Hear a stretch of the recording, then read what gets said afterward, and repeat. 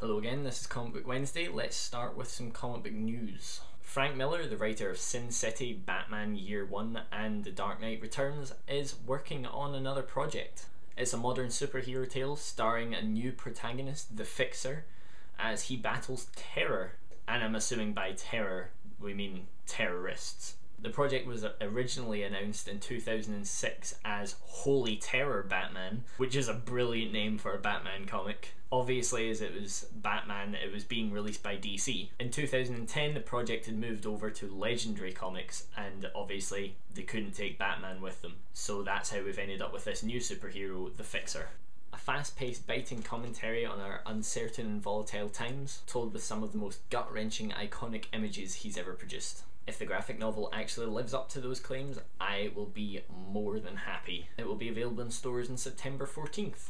Another new announcement that I'm quite excited about is Avengers 1959. It's a spin-off series from the new Avengers, based on a few flashback sequences of an Avengers team led by Nick Fury hunting ex-Nazis. I love comics that let us see either a lost history or an alternative history, mostly because I like seeing how the artists and writers tackle showing different eras. So I'm very excited about Avengers 1959 as well, and I will be getting that when it comes out in October. For my review this week, I'm going to talk about Unknown Soldier. This Unknown Soldier. I had to clarify that because there have now been two Unknown Soldiers, the first one appearing in 1966. So this review is for the Unknown Soldier series published by Vertigo. It's an extremely well-researched and powerful story. It follows Moses, a doctor born in Uganda but raised in the United States. He then returns to Uganda to work with the people there in a humanitarian capacity. The doctor, however, it turns out has another personality, which is a violent killing machine basically.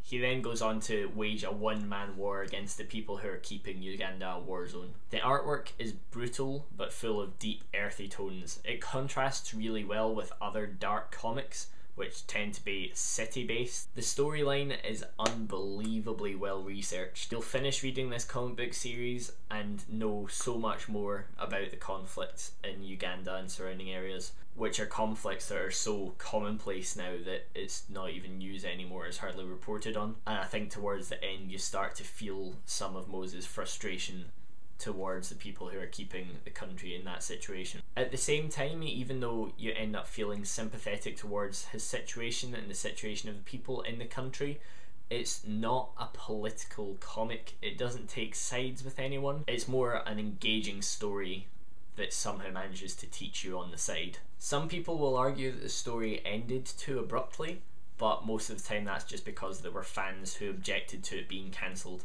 It only ran for 25 issues, so the collection is only 4 books long, so it's quite an easy series to read through. But I think when you read the comic, the ending is fitting, and I think the artist ended it exactly how he felt it should be ended and was happy with the result.